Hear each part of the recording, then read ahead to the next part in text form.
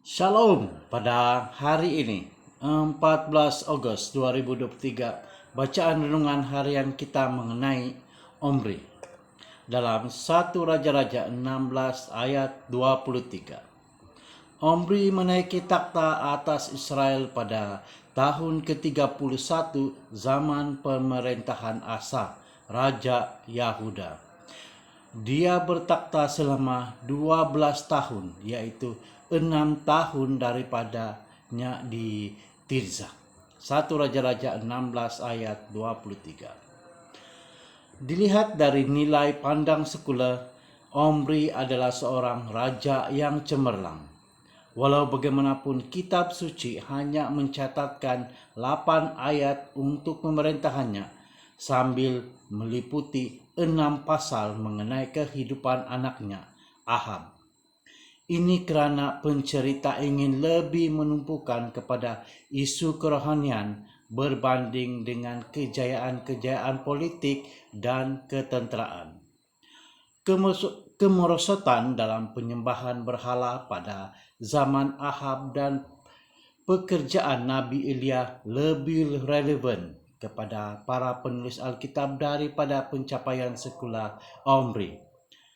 Walau bagaimanapun Alkitab menyebut salah satu pencapaian besar Omri apabila membina ibu kota yang baru, istana di Tirza yang dibakar oleh Zimri telah musnah sepenuhnya.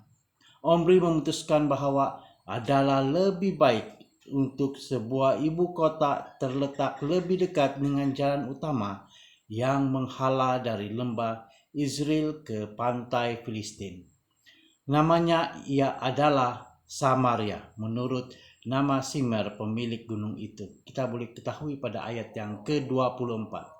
Keputusan ini membawa kemakmuran kepada kerajaannya.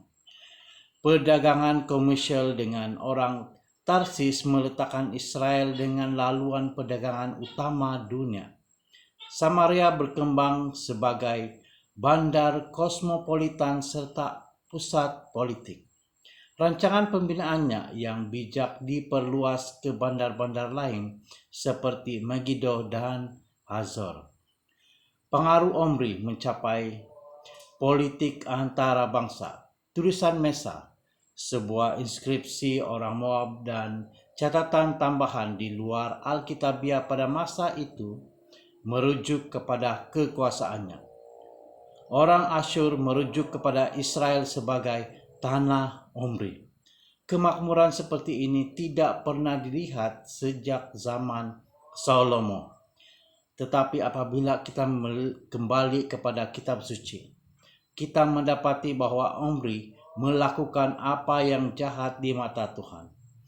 Kejahatan yang dilakukannya lebih besar daripada semua orang yang mendahulunya. Kita baca pada ayat ke-25. Dia mungkin telah mencapai suatu perbuatan yang besar di mata manusia, tetapi dia gagal besar di hadapan Tuhan.